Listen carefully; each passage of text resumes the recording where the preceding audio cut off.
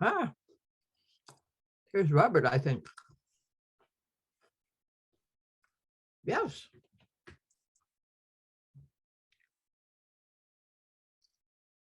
There. Hi. Hey, how are you? I'm good. I'm good. So Robert's here, but he's on the phone. Yeah, he's traveling. Yeah. There Hey. he is. Looking good. Okay, I'm getting used to using a phone on Zoom. It's weird. different. Works Yes. fine. You're looking good. Well, thank you, Ani. I see you got your colors on today.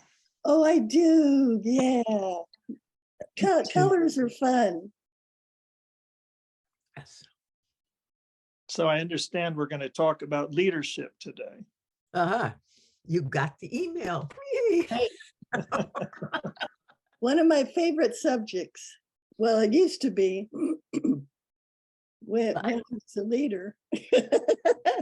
Well, and that's the point. I've really been pulled back into that. It's, I've been struggling, as you know, with how to frame what I'm doing. And I really think that that is the point, is what does leadership look like now? I mean, where are we leading? Are we still leading to something? Are we getting people to do things? That's the way we've thought of leadership before. What does it look like now when everything is so crazy? And where are we going? And how are we going to get there? I mean, I don't know that anybody knows the answers to those questions anymore, really. So I thought it was an interesting thing to ponder. So I'd love your thoughts on that. Yeah, it is.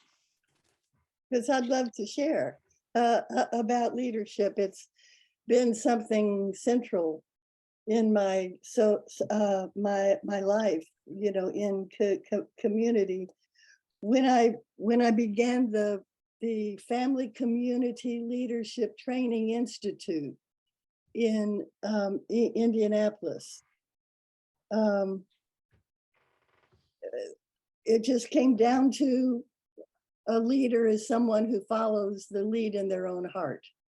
That's how I define leadership, and that's the kind of leader that I am. And encourage others to be. Follow the lead in your own heart. We even made up a little tune.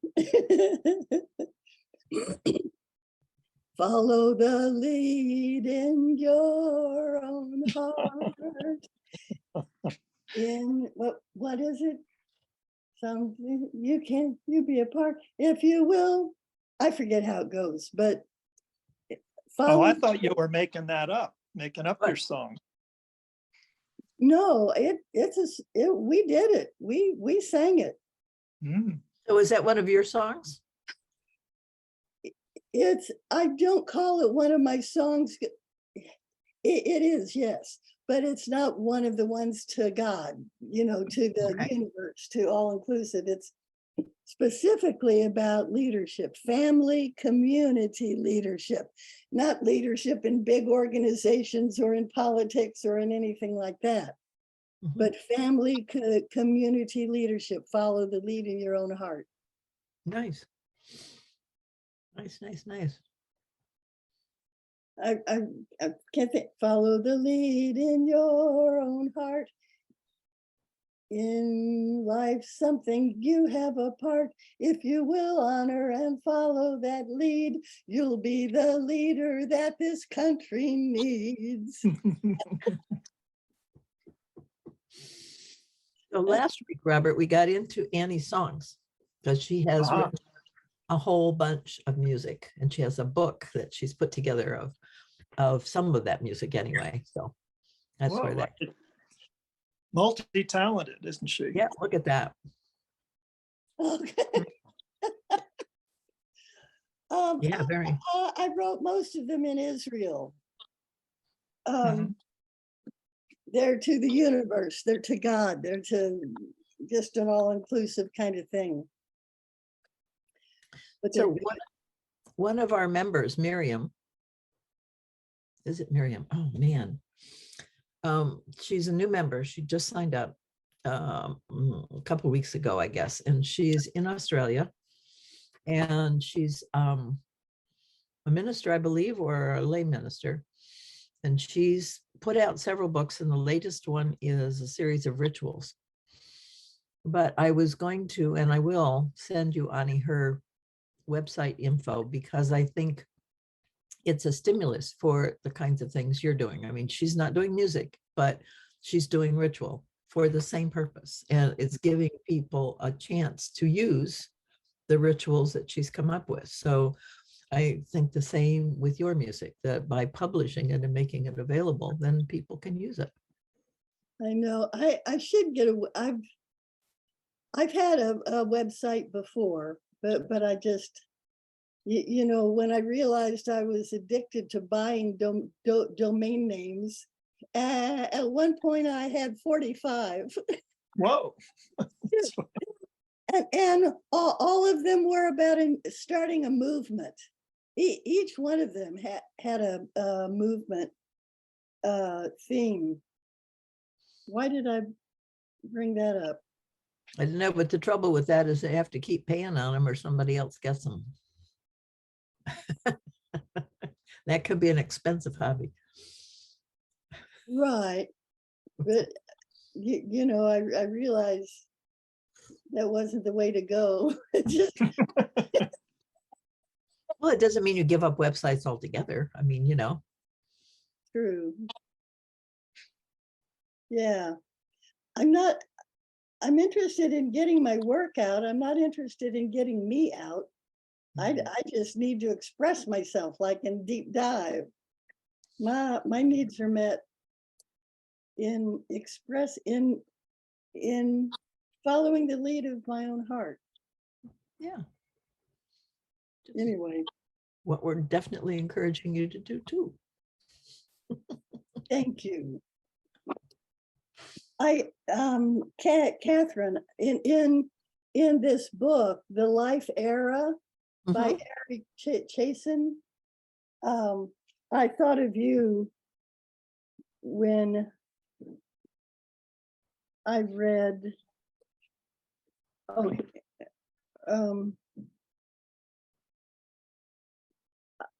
I thought I had it all set up to share it with you. It's about ethics. Ah. You know, the book is good, and he's, oh, an ethical standard is needed for the human species to endure the rapid global, often self-induced changes in our politico-economic and especially technological environments. But he goes on to talk about ethics as not a rule of standards of rules, not proscripted behavior, but adaptability and openness and you know, those kinds of. But to what end? See, I think that's where the ethics comes in, and that's why, for me, the shift from human ends to life ends really makes a difference. I was in a conversation this morning about masculinity, and it's just been lovely. It's a whole bunch of people who are really working to help men mature into their wholeness, because it's the immaturity that's causing us our problems and the shadows that people carry when they're immature. And the label toxic masculinity came up at the end, and how damaging that is, and how profound an impact it's had on men who feel like they're being labeled as toxic. Therefore, there's nothing they can do. There's nothing they can offer. They're being dismissed. And that has consequences. You know, when people feel dismissed, then they really want to be seen. And a lot of the bad behavior we have comes from just, you're going to notice me. You're going to know that I'm here. You're not going to ignore me. So that's not necessarily a productive way of looking at things. And it just seems to me that what we're really saying is toxic is the power over, the lack of respect for another, that's manifested in thousands and thousands of different ways. And that for me, that's where ethics comes in, that's really the key piece, that this being with as opposed to over, and being able to shift that, and to explore why it's uncomfortable, to explore why it feels safer to be in control, to understand the shadow sides of those things is part of the ethical journey, especially at this time, because we're so used to power over. And that's both genders. It has nothing to do with male or female. And that was part of the discussion. Well, there's toxic femininity. Yeah, there is. But what does that mean? And for me, it almost always is power over. It's a disregard for the other in some kind of way that is damaging to the other, because they're not seen as having agency like you have agency. And that's just, that's so core and fundamental in my world. And it's so simple. I mean, it's not difficult to understand, but it is god awful hard to live, because we're so used to doing that, and we're bigger and stronger and all those other things that just naturally flow into using those skills in a way that doesn't respect the agency of others. And when I think of our body, everything has to respect the agency of the other. I mean, that's how we're made. You know, that's how we work. That's how it works. Having everybody together is by respecting that agency, so that everything does something that supports the whole. And that's the thing. It's the supporting of the whole, not necessarily one's own.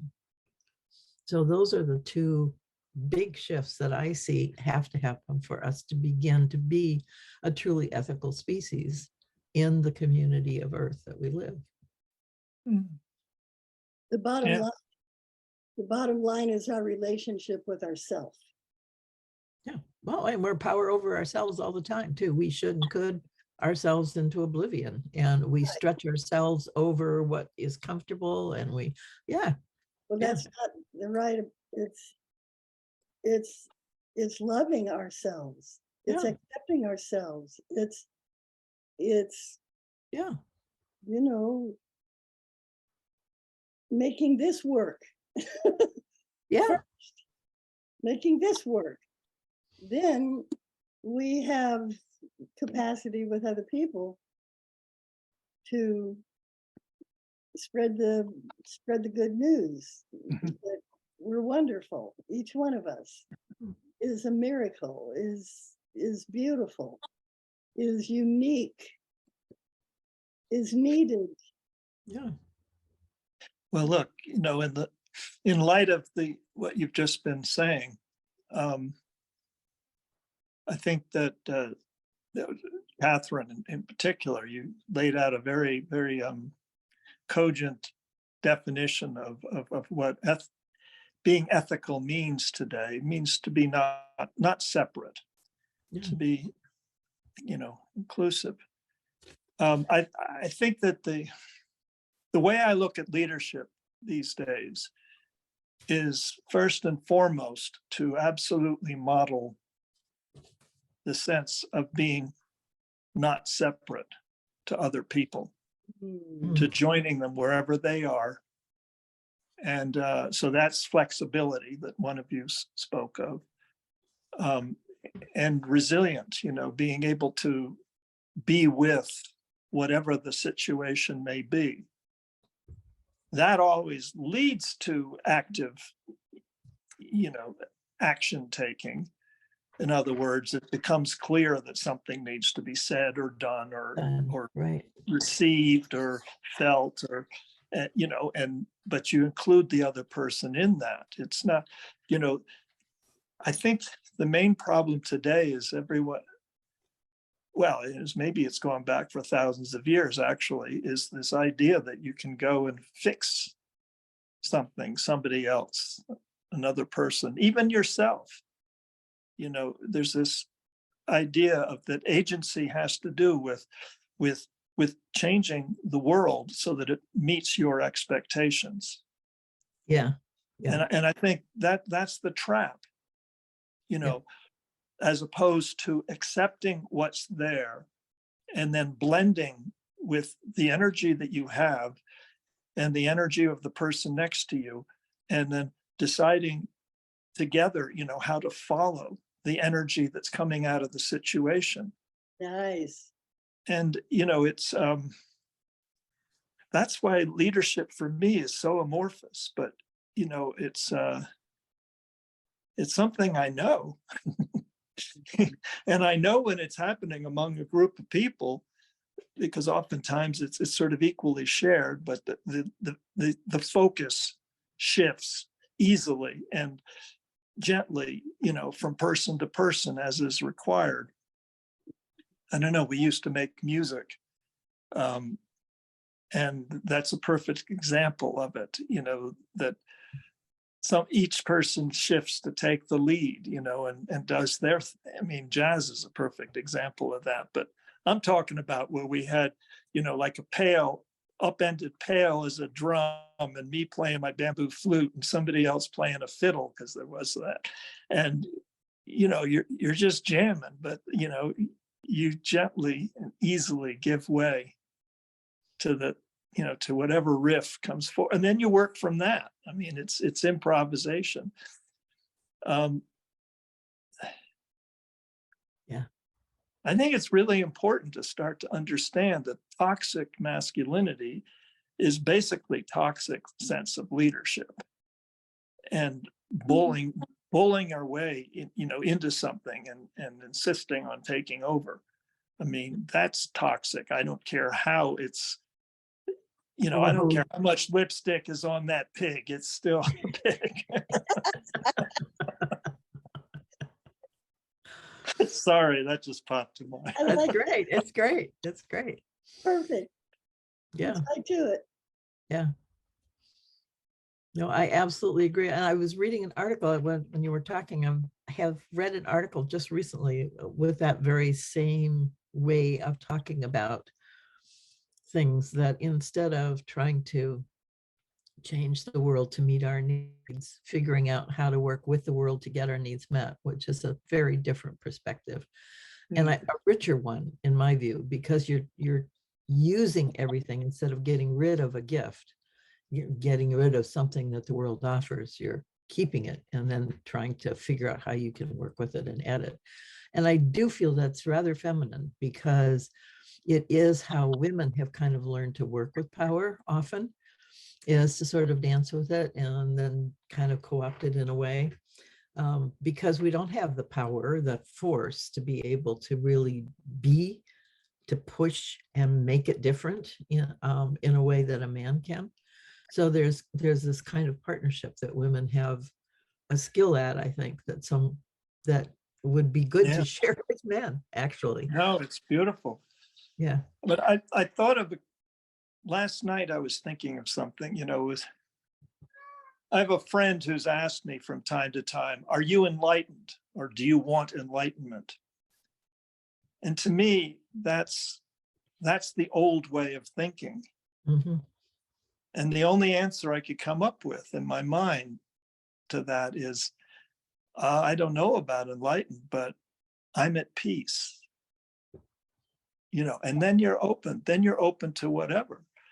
And who cares whether there's a label you can put on it, because that's beside the point. And I'm beginning to see that there's a reason why, the quietness of heart, being at peace with oneself is like the center of any spiritual practice. Mm-hmm. Yes. Yeah. And giving thanksgiving, that's another part of, is a way to remain at peace. It's just like, well, I'm thankful, so this is not going to worry about, what's in it for me. Yeah. It's a whole sea change. Yeah. In my own journey, it essentially has been a matter of trusting myself. Yeah. Of learning that I can, Yes. of Mm-hmm. learning how to, because it starts here. Yeah. whatever experience, influence. It's trusting myself, because I can't trust anything, anybody. Well, you can't discern Don't trust trust- in others Yes, if I you do. don't have trust in yourself. It's not Right. possible to see what is true in others, I don't think, unless you have trust in yourself. No, I think so. Right. Yeah. Yeah, part of the spiritual journey I was on when I was in the ashram, there was a phase that people go through where they try and become the guru, basically. And what would Jesus do? How does, to act like that instead of referencing this. And it was just really interesting to be encouraged to do that and to say, no, I trust myself. I don't need to trust what somebody else says, because that just doesn't compute. You have to trust yourself and know that that's what you want, that's what that teacher, if that teacher is true, wants you to do. That's Yeah. for me the way to connect those two. I think that's the basis of the little story.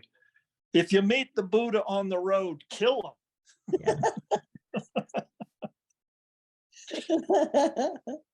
Yeah.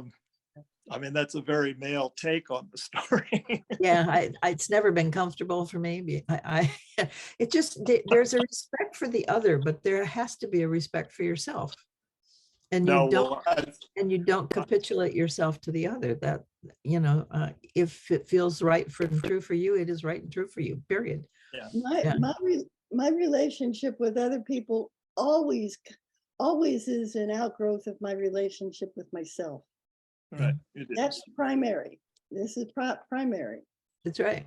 And I include in that the universe.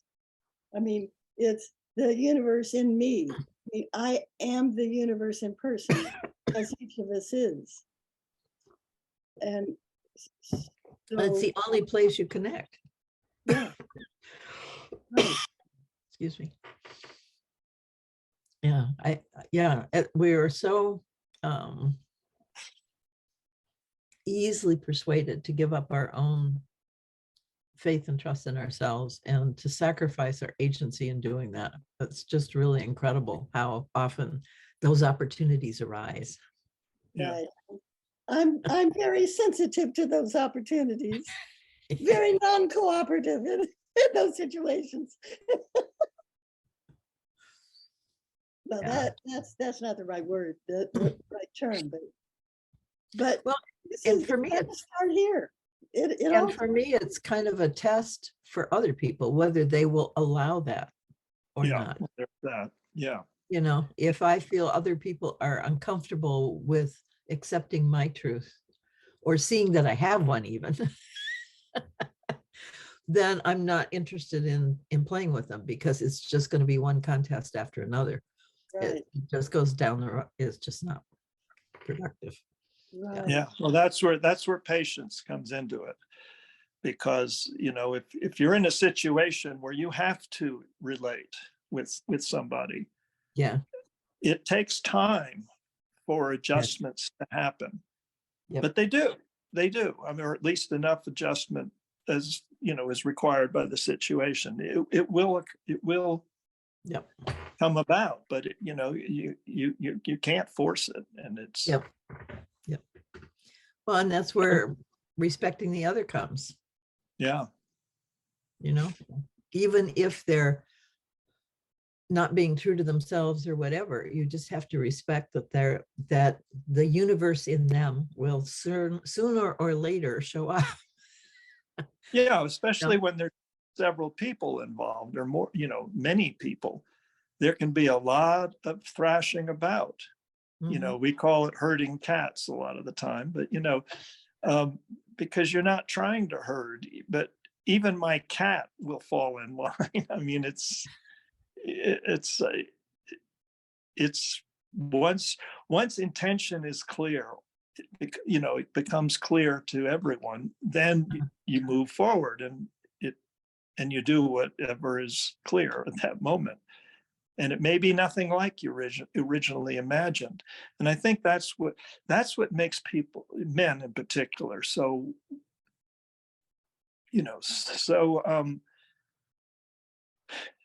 let's just say, Queasy? well, yeah, queasy, about the unknown is very disturbing. They want to take action and take control. Yeah. And you can't. There's no control really to take without screwing up the works. Yeah. Whatever is working within the greater body is completely messed up by one person taking control, and asserting their separation. And of course, we all do it. And but that is the main hurdle I see, is men and women. I mean, it is, even though I do agree with you, I think women have an upper edge on being able to discern, what is occurring within within a grouping of people. The word that I find most often in my journal and notes, I've discovered, is interdependence. Mm-hmm. It riddles everything, riddles through everything. Interdependence. And when you're working on control, that's awkward. Well, it doesn't, you can't control in an interdependent setting. Yeah. Right. Which every setting is. Yeah. Yep. Naturally. Yeah. The notes I took about control when you were talking, Robert, is that control is really a corruption, because it corrupts the ability to really listen to what's there. Yeah. Yeah.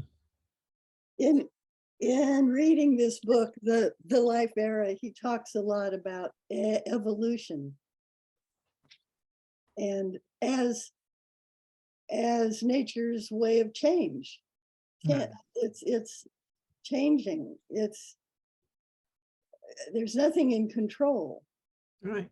There's nothing in control, but there's constant change in this interdependency, mishmash of life. What's the name of that book and the author again, Annie? The Life Era, Erick Chaisson. Cosmic Selection and Conscious Evolution. It's fascinating because his framework is cosmic, that everything that is has come from the Big Bang, has come, that and it's a cosmological framing of everything that has come from stars, from where it all came from, wherever that is. The language makes it really hard. Yes.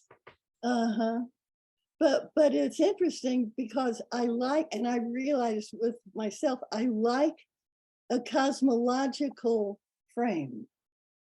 I'm comfortable in that. I'm much more comfortable in a cosmological frame than I am in a little thing that's so well defined that has nothing to do with the larger picture. Oh, but it does. I mean, because of that interdependence and that holonic capacity, yeah, that all life has, the planet speaks to the universe. Yeah. Just as clearly. Yeah. So I want to go back to one point, though, that we all do have a responsibility within the agency that we have. Yes. And that to me is the main purpose of the patience that one takes, and to discern that moment when what I have to offer will be offered. Because if I'm not going to offer it, it won't be offered. But then again, I'm poised, to allow that to happen, to take the agency when it's needed, and then receive that which others are doing. So to me, that's what the interdependence is most Yes. carefully balanced upon, is that, you know, we're all acting according to what is required of us. And that's reciprocity too.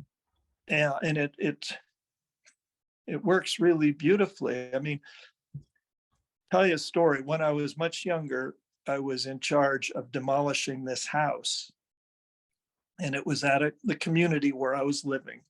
And I had a pickup crew of people who'd never really done, many of them had never really done this before. And I learned a lot on that little foray. For one thing, we took the house down quickly and efficiently. No one was hurt. That was very important. My job, I suddenly realized, was, as I allowed people to find something and start doing it, because that was how I understood, you know, building something is to start at what's most apparent and then work from there. What's the next step and what's the next step? And I described that to everyone. And so demolishing a building is just the opposite, but the same process. Well, I found out my job was to go around and to watch everybody and make sure nobody was going to do something like, you know, and hurt themselves, like pull apart some live wires in an electrical system. And as I say, I was very proud of the fact that no one hurt themselves, that I was very careful. By the way, I was excoriated by some of the higher ups in the, you know, hierarchy of the community for having done that way, and they assumed that I'd really endangered everyone. But that's not the way I saw it. No one was hurt. Everyone had a fantastic time. They told me that. They showed up the next day just booming, you know, brimming with enthusiasm. So what is the proper way? That really led me to think, you know, that have we been doing it all wrong all this time? You know, in the sense of the top down, you know, arranging of all things. I mean, that yeah, I mean, it really got me to thinking. This was years ago, and I've worked that way ever since. Now, what this means is that I'm often working on my own. You know, I don't know how that's easily done amongst a large group of people unless you have complete buy-in. So that's still sort of hypothetical from my point of view. What I'm hearing, ask you a question about what your vision, the word vision, because I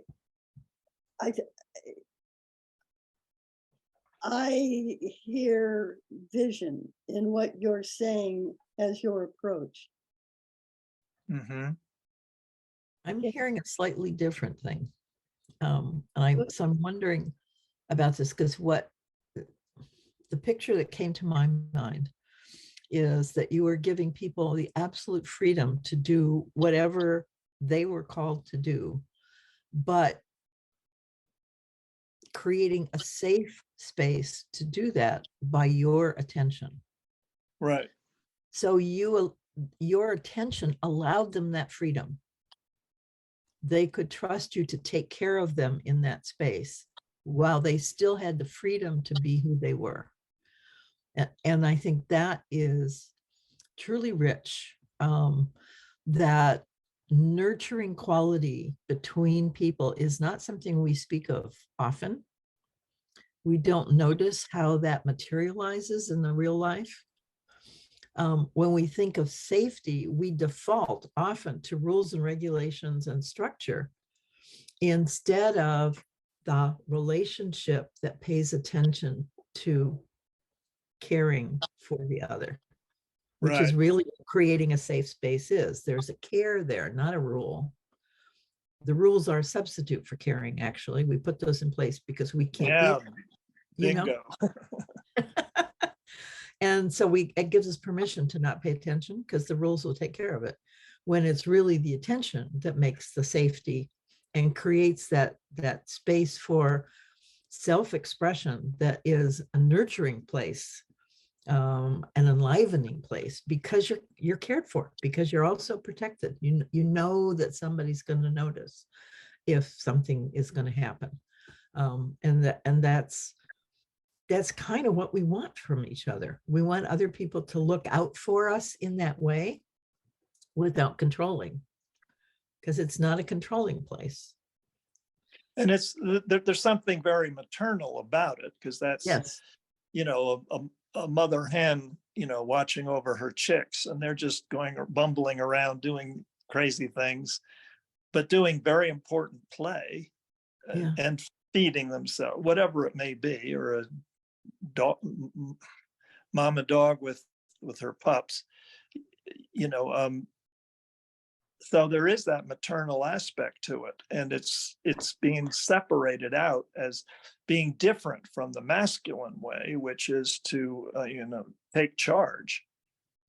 And so there's really something elemental here to get through, to realize that taking charge might just mean being willing to create that safe space. Number one, that's number one job. yeah, and it also requires a certain amount of personal comfort in risk. Because if the person creating that space is worried about things like that, then that worry spills over in don't do this, don't fall. That kind of admission, instead of allowing for the freedom of, well, you can fall and we'll pick you up. That's okay. There's a difference between those two. Well, or I guess I remember a lot of what I did with that was I told them stories in the beginning. You know, that just a few stories of ways that I'd learned things, you know, when I was just starting out. Nice. And so that was, you know, a way for them to understand, yes, there really is danger here. So, you know, you have to start learning, you know, but you can learn as you're doing, Right. was kind of the approach. So as a leader, you as a leader have experience. I mean, you bring experience with you, which to me means you have kind of I call it a vision, but it's more like a blueprint. It's more like an organizational approach. It's more like something you're familiar with, that you've seen before, worked with before, and you know how to unfold it, or how to hold space for those others to unfold it. You're holding the whole, right? Yeah. Right. A leader probably does hold the I think leader holds the whole, you know, and it's a larger whole, and it hasn't happened yet, and it's in the unfolding, but somebody's got to hold it. And the leader is the one that tends to. Well, it does. Yeah, one of the leaders that I have somewhat the most respect for was Nelson Mandela, you know, in his latter years, where he simply modeled this kind of you know, an understanding of the larger picture, but the grace to allow, you know, people to do what they needed to do on their own. And in many ways, society's just not ready for this, you know, as happened in my community when, you know, after the fact, people were very angry that I'd done it that way. And for Mandela, the fact that it simply didn't work out too well because a lot of people were incapable of following the lead that he had modeled for them. Yeah. But I think we're getting to the point where more and more people are aware and are looking for this kind of leadership. And so I'm seeing a sort of a keyhole. If we can get through it, a gateway, we can get through it properly, where this will begin to be seen, because the opposite is our Congress right now, which is just total dysfunction. I mean, it's silly. It's almost, it's almost like a spoof, straight out of, British humor. You couldn't make this stuff up. If you did, people wouldn't believe it. They wouldn't believe it. I don't believe it. Reading the news. Would you synopsize the congressional mess? Well, I mean, what I'm seeing is that, McCarthy, for instance, the Speaker of the House, he did this. He was lured into doing the right thing with Biden, and they really did come. And Marjorie Taylor Greene joined him with Biden, and and those on the Democratic side, and they really did model a bipartisan result a couple of months ago on the budget. And then there was this absolute reaction from the extreme, Freedom Caucus, saying, well, we can't have that, And so suddenly McCarthy lately and has been walking that back, and he's actually, refused that now to honor, the agreement that he had made with Biden. And it's like it was. And so in September, they're expecting to have this budgetary hassle all over again and shut the country down and all that. And it's like, it's very juvenile, it's very childish. And it just shows that total dysfunction occurs when people cannot do the adult thing that we're talking about. They tried, and they came really close. Even Marjorie Taylor Greene. I mean, I was actually filled with some respect for her for choosing to work that way, because before that she was just doing performative art, up there, and she showed some backbone, but it all collapsed. So, and it may be saved again, but on the other hand, what I'm seeing is that kind of farce is probably absolutely critical for people to really come to the point, the population of the country, of the world, to come to the point saying, we really don't have the choice we think we do have. There really is no choice. We either learn to work together, in the ways that we've been talking about, or we're doomed. It's becoming clearer and clearer and clearer. Yeah.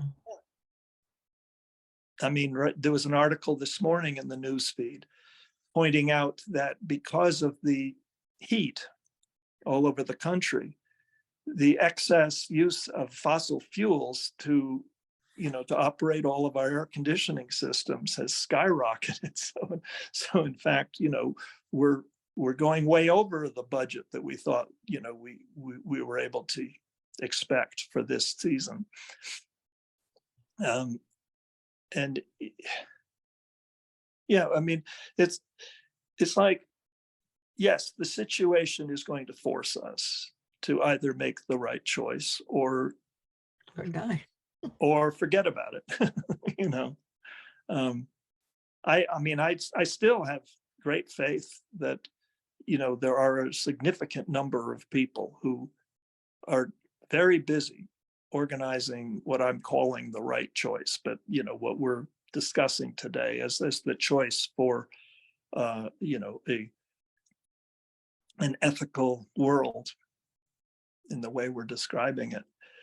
But it's coming close to the point where either that choice is made or it's not. And well, even that though, I don't think is going to be definitive, just because the world is a big place.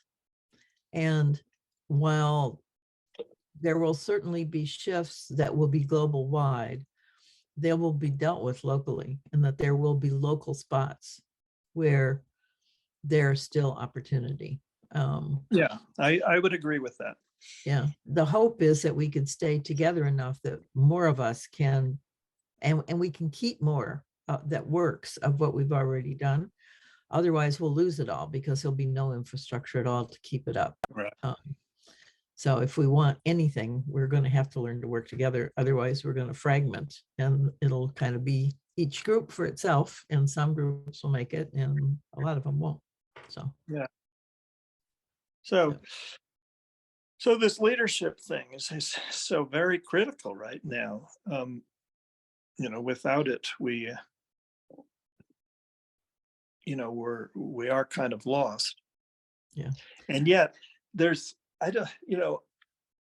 let's talk for a moment about the idea of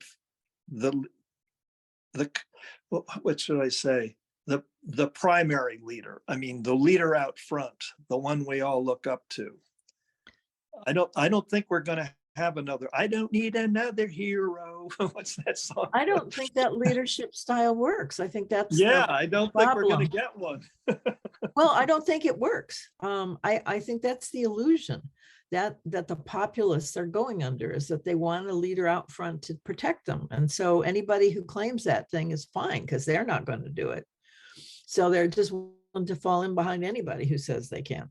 But I don't think that actually is going to function as a good leadership model in such a volatile situation. That, I mean, this is so old. I've been talking this decades, that when things are stable, that kind of leader works because they know the history, they know what happened. And so they can predict that this is going to happen, and therefore their expertise bears merit. But in a volatile situation that nobody's been in before, that no longer works. You have to be totally responsive to the situation. And that's not one person's view. That's everybody's view. So you have to be able to pull everybody into that and be able to surface all those views so that you have the repertoire of possibilities in front of you in order to go forward, because you never know what's going to work. So you have to have lots of choice. And that isn't the purview of one person. One person it's not possible. By definition, it eliminates choice. So it's the new leader is going to be able, or have to, pull forward as many options as possible, instead of thinking that they have, or there is even one, no matter where it comes from. Yeah. Well, in other words, there is no non-local solution. It's all local solutions. Yeah. And that's where the theme of follow the lead in your own heart comes from. Yeah.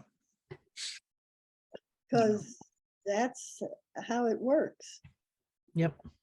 A leader is to inspire others to do the work. Well, it's not just inspire others, it's to recognize the value that others bring and bring that forward. Of course. That's it. Yeah. And that's what I'm seeing the Coming Home Project really being about, is helping people understand and then to practice that in their own situation, whatever that is, and begin to learn to let go and let be and bring forward in a way that's energizing for folks and validating for folks. Yeah. And you referenced what project? The Coming Home Project. That's the name of the network. Right. Yeah, I've been kind of disappointed in Meg Wheatley for that reason, because her book, Leadership in the New Science, is so much about that. And she has walked away from that for decades. She got into this, oh, we just have to love each other. And she's not, and it's all about community. And those are all true things. But she's not really seemed to see how to pull the agency out of individuals in a way that is consistent with that. And that's been a disappointment to me. It's been a real disappointment, because I think she has so much knowledge in that area. I do not see why she is not there. It's just been very frustrating. And every time I engage with her, it feels like she's stepping back from it. Oh, you guys do it somehow. You guys, and she's not really showcasing what she knows about how people can do it.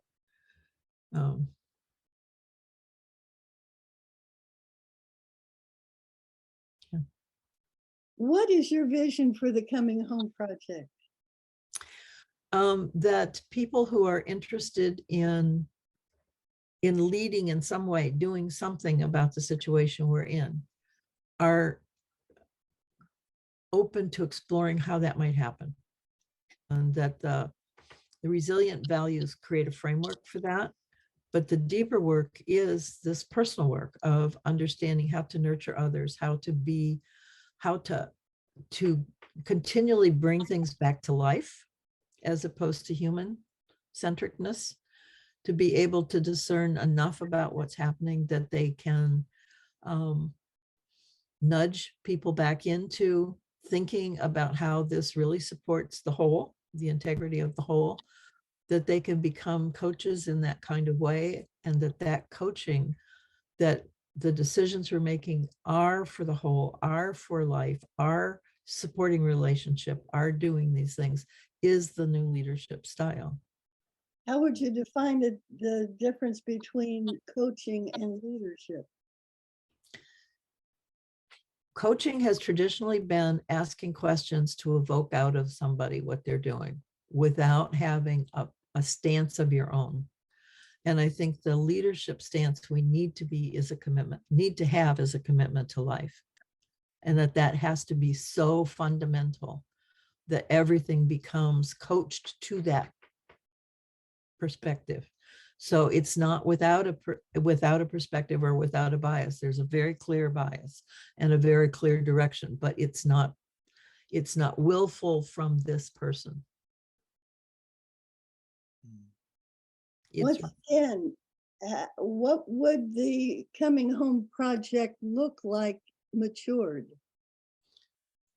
It would look like lots of people sharing the successes and challenges that they have in working with the groups of people they're working with on whatever project they're working with. The other thing that I think is so hard is that we're really having to turn to the planet. We're not used to dealing with the planet in our life. Most of our life is not planet-centric. I mean, we don't have very much to do with plants or soil or any of that. We're dealing with all sorts of other things. And I think we're really going to have to turn back to the planet in a very real way. And that just feels like we're not doing stuff. It feels like we're not really, doing our careers and doing all that other things that has nothing to do with the planet. So that's a real hard nut to crack. And I think it's something that we will crack in community as we begin to understand that we've got to have food. We've got to have life around us, that is an important thing, because that's going to be so tested at every level in the coming. The heat kills everything. I'm sorry, it just does. So if you want living things around you, we've got to figure out how to manage that heat. And we're going to have to figure out how nature has managed that heat for a long time, what she does, and how we can support that. I don't see any other thing in the interim being more important, because it hits our food, it hits our own sense of coolness, our way of managing our own temperature. We aren't going to have the mechanical things that we're so used to if we don't have lots of people still around, because there's not the infrastructure to keep it going. So we're going to come up with local solutions to local issues. And we're going to have to do that. We're going to have to be really focused on that. But it's going to have to be all of us. It can't be me. So that little me is going to have to disappear. And that's a leadership trip.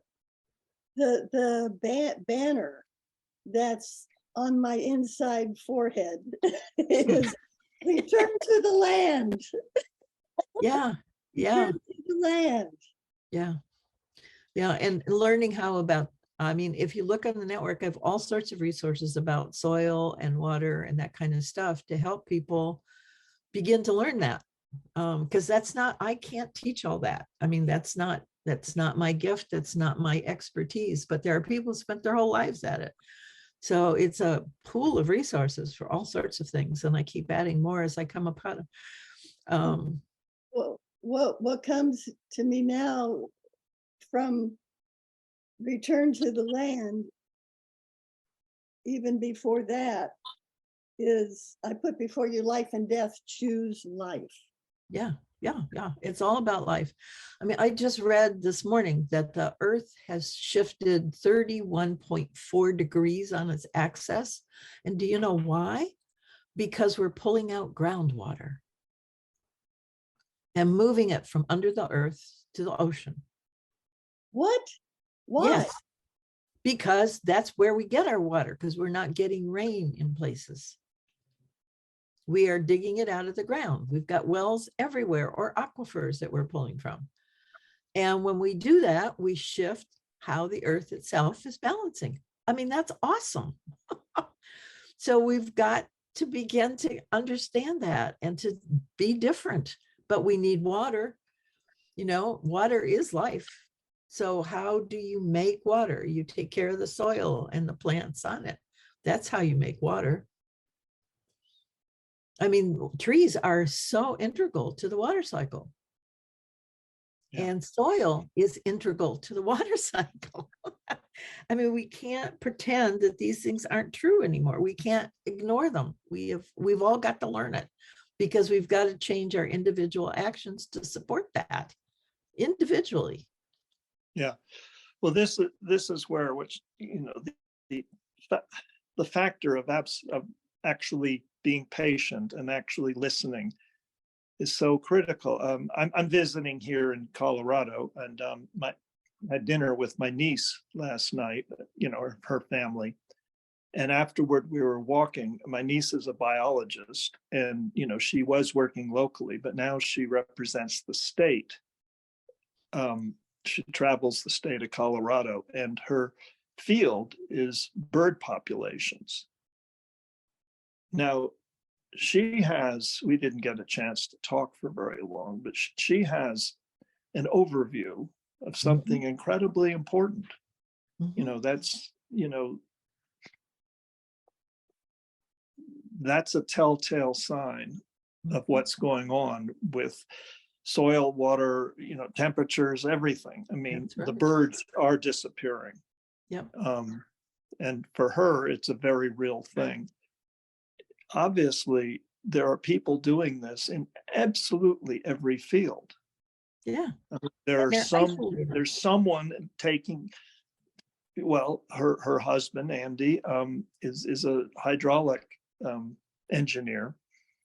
And so I didn't get a chance to talk to him about his work, but obviously he's working for, you know, one agency or company, that engineering firm that, you know, designs such projects. And of course, water is huge. You know, the requirements for water and the husbandry of water, huge issue here in Colorado. So these two stand at the nexus of a complete understanding of what is happening here, what, you know, in a local way. If Colorado could be seen as local, but let's call it Steamboat Springs, because that's where we are. So even more local. And they're, of course, very aware of that as well. And they have very busy lives. See, that's the whole thing that you brought up, Kathryn, you know, how's this all put together in a way? I mean, you know, they have 2 teenage daughters, and Yeah, yeah. you know, it goes on and on and on. And, you know, it's so I know I can see in my niece that she's carrying the tension, you know, and it's not easy for her. Yeah. We're going to have to give up stuff. Yeah. You know, and just really shift around to making it work now and then worrying about everything else later. On a federal government level, the Department of Environment, the environmental whatever it's called, where is it? What is it called? What's the focus of it? How can, I mean, it's obviously, it doesn't have hold of the big picture. Well, the EPA, you mean? It's focused in a different way. It's still human centric. So it's trying to extract the most out of nature for humans as it can. And that's not a functional space anymore. That's the problem. And the fact of the matter is that because it has that focus, it is totally being rocked by politicized, you know, drives, intention. Yep. Yeah, people with money who don't want it to change and want to make sure they're okay. I mean, the whole scenario that you painted in Congress is what we're seeing. I was reading an article about the city of Anaheim and how they have done how there was a small group of people who just got themselves in the right place so they can make the decisions that would benefit their friends and themselves so that they would have the money and the capacity for their businesses to flourish. And they didn't care about the rest of Anaheim. They're not looking at that. You know, they're just not. And it's not that they're mean and nasty. They're just paying attention to themselves and how to make themselves work. They have no sense of the larger whole at all. Yeah. No. And in my field, the same thing is happening. There are plenty of houses out there. It's just that too many people own 2 of them, 3 of them, or more. That's right. And they don't live in them. Yeah. They don't live in them. Yeah, that's exactly right. Yeah. Yep. Yep. Well, I'm here with my sister, and I'm seeing that it's after, 11:30 my time. Yeah. Yes. Maybe I should call it a day. Nice to see you. This was a very, very potent subject, Kathryn. Thank you for bringing it up. You're welcome. And I look forward to next Friday. Yes. See you on Friday. Bye. We'll see more people. I'm trying to bring more people. We'll see. That'd be wonderful. Goodbye, Ani. Bye. I can stay on, Kathryn, if you can and want to. I need to walk the dog. I've sacrificed his walking to my morning stuff every day, but I have to have a limit to it. Yeah. Or he's gonna have an explosion. Yes, and I get to clean it up. Okay. Well, see you soon. Okay, good. Bye, Both both. of them.